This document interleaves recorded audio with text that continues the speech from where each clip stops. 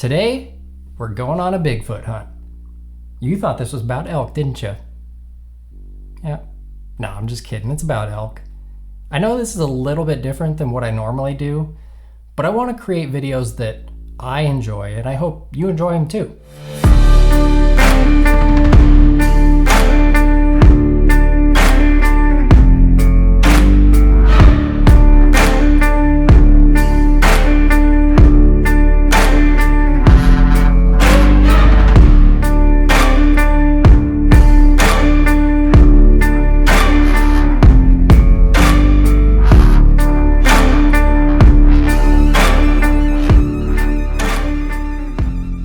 So I've been around elk pretty much my whole life.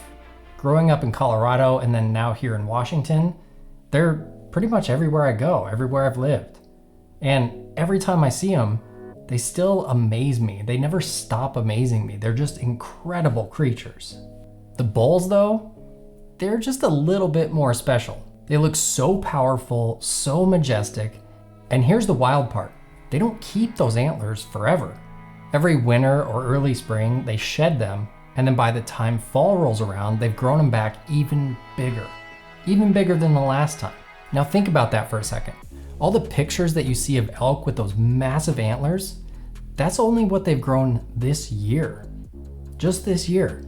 So when you see ones that are 6 feet wide, 40 pounds or more, just think about how much your body would have to work to grow something like that. It's pretty insane, right? I mean, they're huge. It's like growing a new femur every year. It's all because of testosterone. It's just pumping through their bodies. During spring, summer, and into the fall, it's just coursing through their body, and it fuels this insane growth, not just with their antlers, but their entire body. It changes entirely.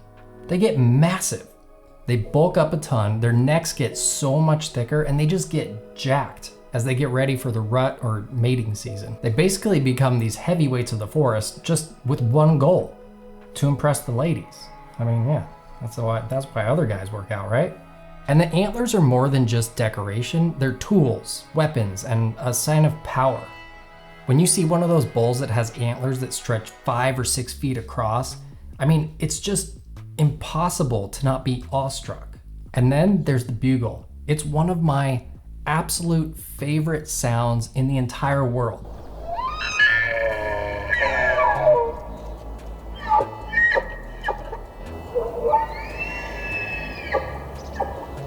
Every time I hear it, it sends chills down my spine. And let's say you're hiking out in the woods and you hear that and you hadn't heard it before, it's kind of a chilling sound to hear. It's a little bit freaky, a little bit spooky, but it's such a cool sound once you realize what it is.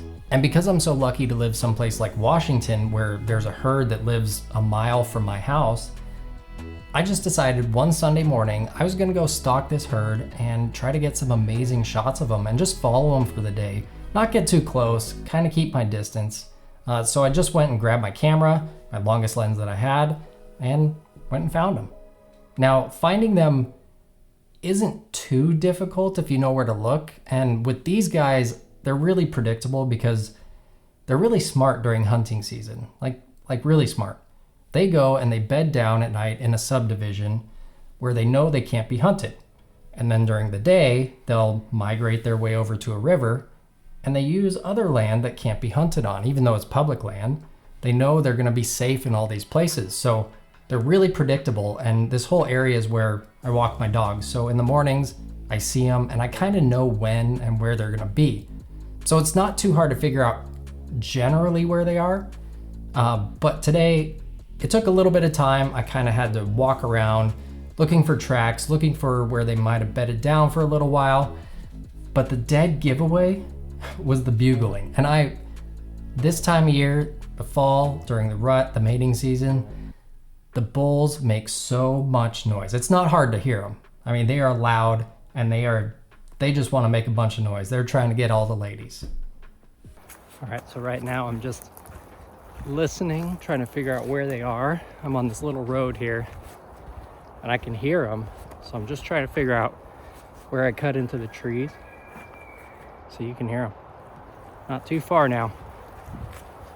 Getting close. I'm gonna try and be a little bit quieter now. so I don't spook them away. But there should be pretty close here. See, I'm getting closer. That's what I'm listening for. Means I'm getting real close.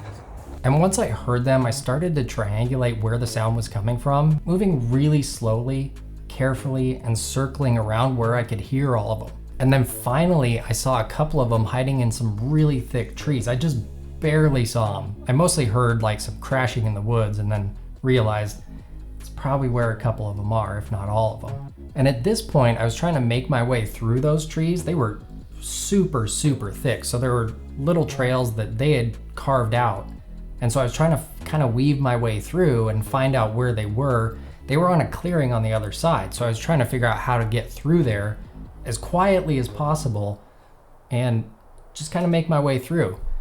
And then I'm walking along, tiptoeing along, and I look over and there's a massive bull standing right there.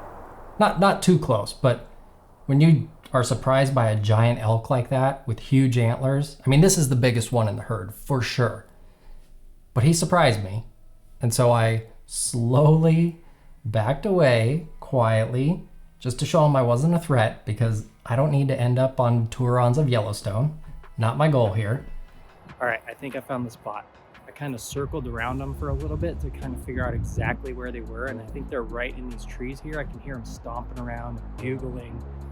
So I'm just gonna wait right here and hope that they come up over this ridge down towards the river over there. So I just kind of set up and waited for a while. And this is part of the fun of it. You wait, you listen, and you hope they come past you. And this is the part that I love. You're just in it, you're listening. Your senses are so heightened in this time because you're listening to every little thing and you're paying attention to the wind. It's really freeing. Like, you just sit there. It's such a peaceful experience that I love doing. Even though it might seem boring to some people, when I go out there and I just sit and wait to see something amazing like these elk, it's very calming and peaceful. And it makes you feel like you're at one with nature.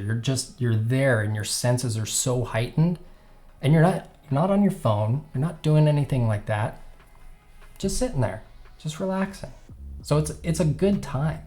And when you're doing that, every little sound catches your attention and you're like, oh, was that an elk? Nope, was that an elk?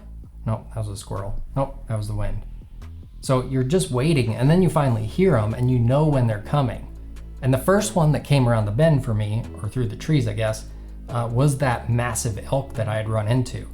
And I could hear him coming because he was just crashing through the trees, like absolutely crashing, making a ton of noise.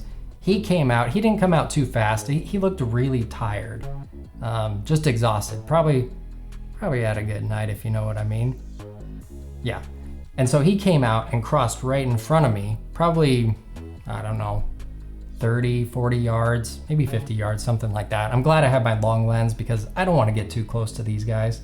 They're all jacked up on testosterone and yeah, just not something I'm looking to encounter.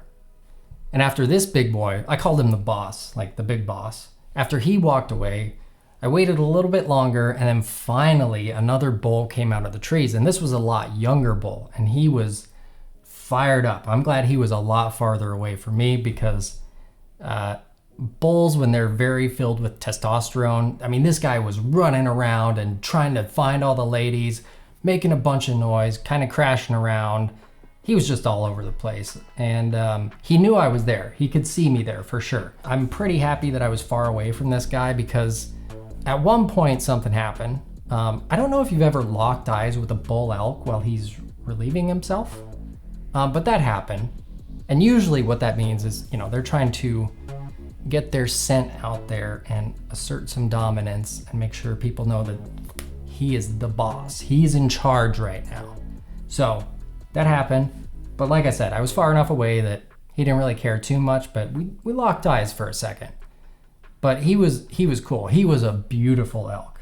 Beautiful. The antlers were just perfect, even though they weren't the most massive ones like the big boss guy.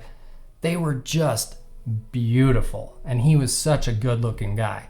To me, elk aren't just another animal. They're a reminder of how wild and beautiful nature is.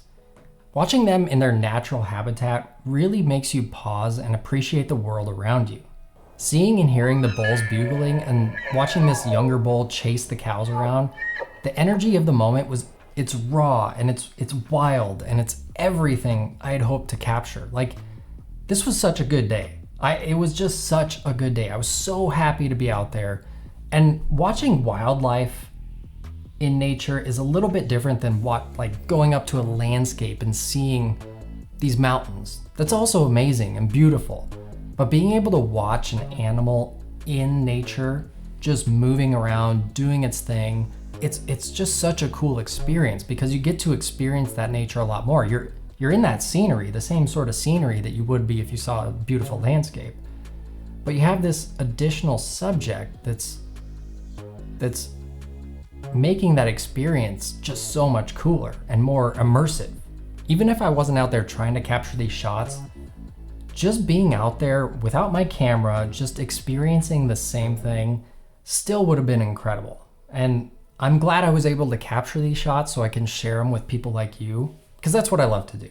I mean, I think I've told you guys that before. I love doing this. I love sharing my experiences with you. And you know, days and experiences like this, it's a reminder to just slow down and be in the moment. I think with all the technology and distractions these days, a lot of us forget to do that. So next time you go to do something you enjoy, take some time to disconnect and pay attention to everything that's going on. As a photographer, this is something I have to remind myself constantly to do because everywhere I go, my mind is sitting there trying to frame the shot of that mountain over there or that cool thing over there or that waterfall over there. And I have to stop myself from putting the camera up to my eye sometimes and just remind myself to be in that moment, be in the quiet and the awe and connecting with something that's bigger than me. Well, that's it. Thanks for coming on this adventure with me. I'd like to know what kind of adventures you like to go on. What do you enjoy doing? Even if it's in nature, not in nature, boating, inside, whatever it is, rock climbing, doesn't matter. I want to know about it. Tell me in the comments. And if you enjoyed this video, I'd appreciate a subscribe, a like, and you can share it with your friends if you like. All right, catch you in the next one. See ya.